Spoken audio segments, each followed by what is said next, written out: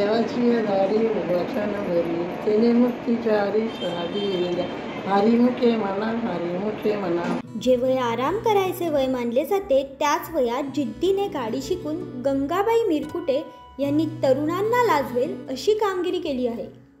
माझे वयवर्ष केवळ 92 असे म्हणत त्या सकाळी लवकर उठतात, योगा करतात, देवपूजा करून हरिपाठ वाचतात आणि एकट्या देवळात देखील जातात.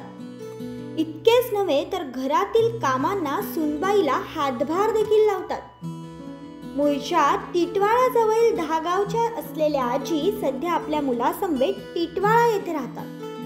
मात्र अजूनही गावी जायचे आहे असे म्हटले की त्यांच्या चेहऱ्यावर हास्य फुलते. मी गाडी चालवते असं म्हणत त्या स्वतः गाडी देखील चालवतात. महाराष्ट्र ज्येष्ठ नागरिक महासंघाने त्यांना कारनामा, आत्मविश्वास, सन्मानपत्र देऊन गौरवले आहे. वय माझी उठल्यावर योगा करते. मी योगा केली का आंघोळ करते. आंघोळ झाली का तुळशीवर पाणी घालते. तुळशीवर पाणी घातलं, देवपूजा झाली का ग्रंथ वाचते. ग्रंथ वाचली, चहा पाणी घेतला, नाश्ता पाणी केला का काय नाही. मग भाजी बिजी संध्यायला काय चिरून द्यायची, मदत करायची. आणि 5 वाजले का हरिपाठाला जाते. हरिपाठाशी आली का मग चहा पाणी घ्यायचा. घरामध्ये काय अडचण असेल काम जमा करायचा. सुनवाचे हाताशी काहीतरी करायचा, भाजी बिजी चिरून द्यायची, दुसरं काही नाही. नागसुनाचा वाढदिवस होता, गेलो होता मी वाढदिवसाला. तो गाडी घेऊन आला होता. वाढदिवस घालून आई गाडी चालू शकते. मला कशी बाबा चालवता येईल गाडी, तर मी घेतली आता बघू येते का मला. चालवली मी डायरेक्ट. एकटीच होतो आई बापाला. त्यांचा चांगला होता, काल चांगला होता त्यांचा. सुखी होती ती लोक. इकडं पण चांगली होती, तिकडे पण चांगली होती. पण अशा या मोटरसायकली नव्हत्या, 4 व्हीलर नव्हती, बैलगाड्याच होते. दुसरं काहीच नव्हतं. मग खेडेगाव ना, नोकरीवाले नव्हते कोणी. शेतकरी सगळं शेती बघा. भात, नाचणी, वडी, उडीद आता नाही करू. गेला आता सगळं, आता नाही करू. इंग्रजी ते गोरं लोक यायचं, गाऱ्या भरून यायचं त्यांच्या गोरं लोकांच्या. असं बिस्किटचं पुरं बिरं द्यायची पोरांना. नाचणीची भाकर ती भरपूर खायचो आम्ही. चटणी, नाचणीची भाकर, भाजी. मी तांदळाची भाकर खातो आता. भात, तांदळाची भाकर, चपाती नाही खायचं मी. खेड्यात वाढलेली गंगूबाई ही आई वडिलांची एकुलती एक लेक.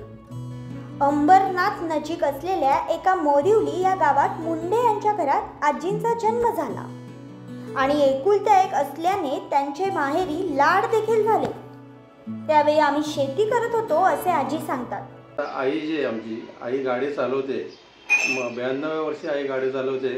याचं खरं जर बघितलं तर आम्हाला जे खूप म्हणजे घरच्यांना फार आनंद वाटतो आणि कौतुकही वाटते की आमची आई एवढ्या वयामध्ये तिला म्हणजे गाडी चालवण्याचं जे तिला असं वाटतं की मी गाडी चालवावं आणि ती आत्मविश्वासाने जी गाडी चालवते त्याचं पण आम्हाला एक फार कौतुक वाटतं. आता आईला आम्ही योगा शिकवलेलं आहे आणि ती रोज सकाळी अंथरुणातून उठल्यानंतर ती योगा करते आणि योगा केल्यानंतर तिची दिनचर्या जी असते, आंघोळ करते. आंघोळ केल्यानंतर तुळशीला पाणी घालणं, त्यानंतर देवपूजा करणं, नंतर घरातले काही जे बाबा भाजी चिरणं वगैरे जे आहे घरामध्ये मदत, अशा पद्धतीने ती करत असते.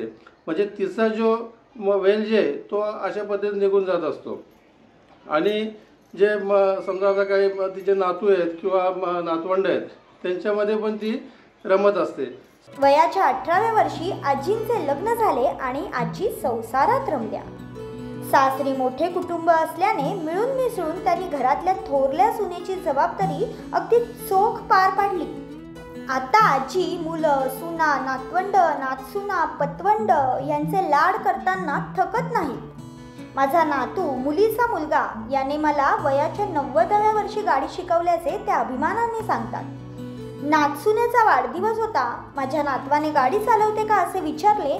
मी हो म्हटले आणि गाडी हातात घेतली असे आजी सांगतात. आजींची स्मरणशक्ती उत्तम आहे.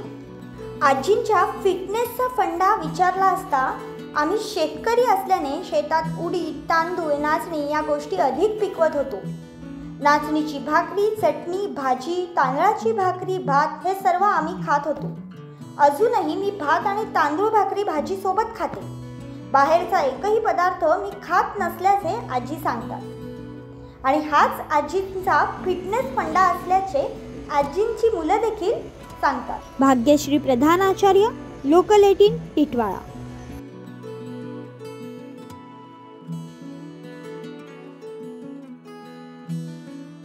गणना कोण असुनी सारी जीवावे गतरी वेदशास्त्र वारी बाईश ज्ञानदेव म्हणे रेसांची पुन्हा द्वारकेचा राणा पांडवा रे